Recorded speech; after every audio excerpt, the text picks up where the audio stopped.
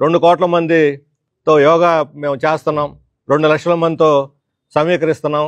ప్రభుత్వం అనుకుంటే రాజుకో తలుచుకుంటే దెబ్బలు కొదవ. 2 లక్షల మందిని బస్సులు పెట్టి, ఆర్టీసీ బస్సులు పెట్టి సమీకరించడం పెద్ద గొప్పతనం ఏం కాదు.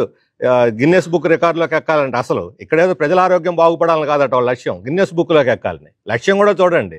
ఈ 2 కోట్ల బోగస్ ఎంత అంటే, ఈ బోగస్కి మంచి ఉదాహరణ చెబుతాను నేను. ఇదో మెసేజ్. గౌరవనీయులైన వి శ్రీనివాసరావు గారు, మీరు యోగాంధ్ర 2025 కార్యక్రమంలో పాల్గొనాలని ఆసక్తిగా హృదయపూర్వక అభినందన తెలియజేస్తున్నాం. మీ యోగాంధ్ర నమోదు సంఖ్య సో అండ్ సో. నేను అప్లై చేయలేదు, అడగను లేదు. నేను అడిగినట్టు అది 2 కోట్ల అసలు సమస్య, అసలు రహస్యం అది 2 కోట్ల రహస్యం.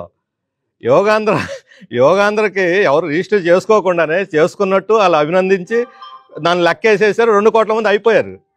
ఈ రకమైన బోగస్ రిజిస్ట్రేషన్లతోటి, ఈ బోగస్ రిజిస్ట్రేషన్లు చేసి 2 కోట్ల మందిని గవర్నమెంట్ 70 కోట్లు ఖర్చు పెట్టి ప్రజల ధనం ఎందుకు వృధా చేయాలని అడుగుతున్నాను.